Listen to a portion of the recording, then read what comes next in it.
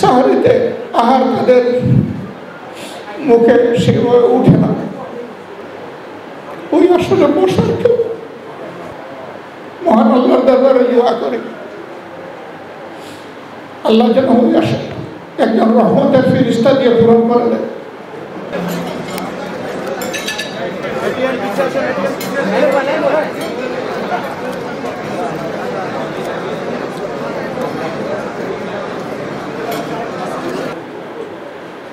কথাটা বলা সহজ, কিন্তু হৃদয়ের মানচিত্রে এটাকে ধারণ করে রাখা অত সহজ নয়।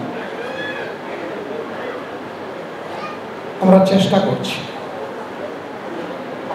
শুধু শহীদ না, যারা জীবন্ত শহীদ তাদেরকেও একই মানচিত্রে আমরা যেন গভীর শ্রদ্ধার সাথে ভালোবাসার সাথে ধারণ করতে পারি। এই ক্ষেত্রে আমাদের কোনো রাজনীতি নাই, এই ক্ষেত্রে আমাদের মানবিক দায়িত্ব। এ নিয়ে যারা রাজনীতি করবে তারা করুক, আমাদের প্রয়োজন নাই সেই রাজনীতির। আমরা যেমনটা বলেছি তেমনটাই থাকতে চাই।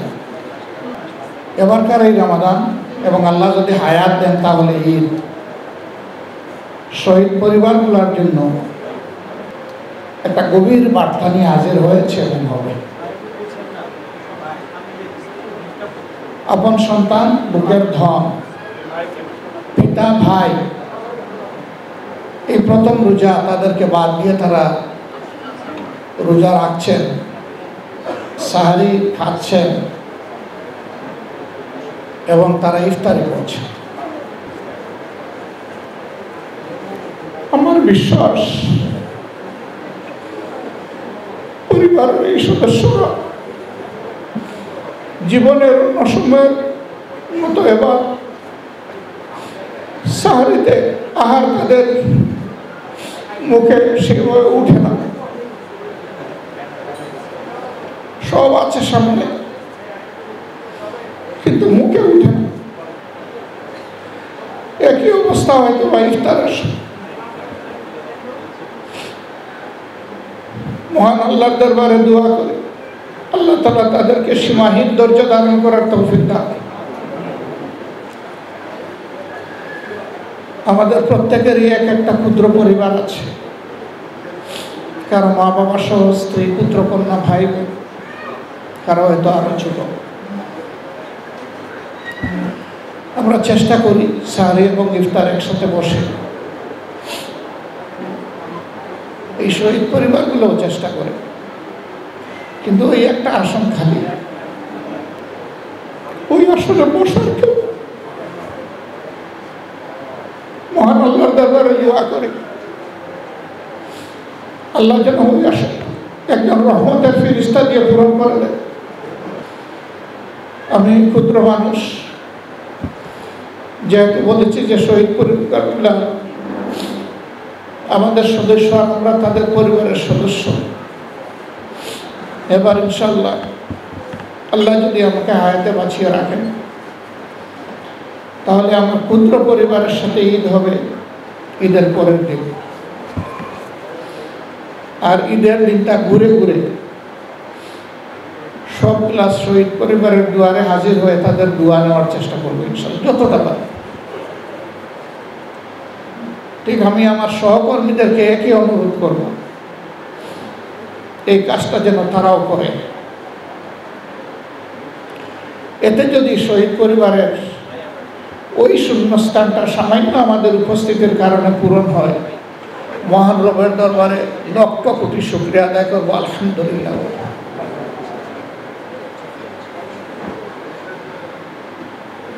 আজকে মানুষ মুখ খুলে কথা বলতে পারছে, কিছুটা স্বস্তির সাথে চলাফেরা করতে পারছে, যে শহীদ এবং আহত ভাই বোনদের ত্যাগের বিনিময়ে।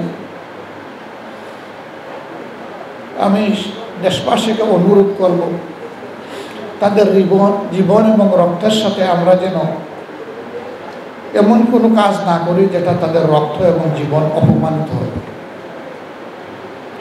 আমরা যেন সর্বোচ্চ সম্মানের জায়গায় তাদেরকে ধারণ করে রাখতে পারি। আল্লাহ যেন এই তৌফিক দান করে।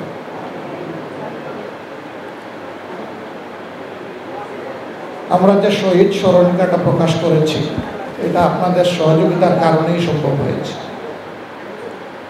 আমরা বলেছিলাম যে আপনাদের কাছে স্মরণিকা পৌঁছে যাবে, পরপর কিছু জরুরি কাজ পড়ায় আমরা এখনো পৌঁছাতে পারিনি।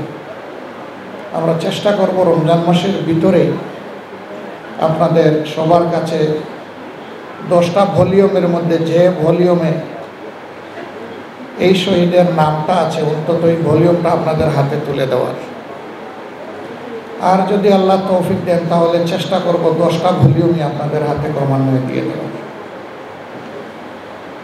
তাতে হয়তো এটাও আপনাদের জন্য স্মৃতির মণিকুঠায় একটা মিনার হয়ে থাকতে পারে।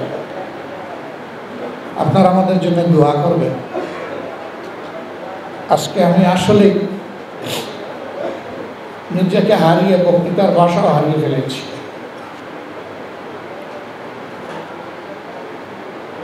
আমরা সবাই মিলে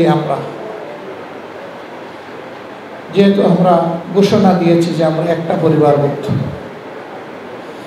আল্লাহ যেন এই কথার উপরে আমাদেরকে মজবুত রাখেন এবং আন্তরিকভাবে এই কথাটা বাস্তবায়নের তৌফিক যেন আল্লাহ আজীবন আমাদেরকে দান করেন।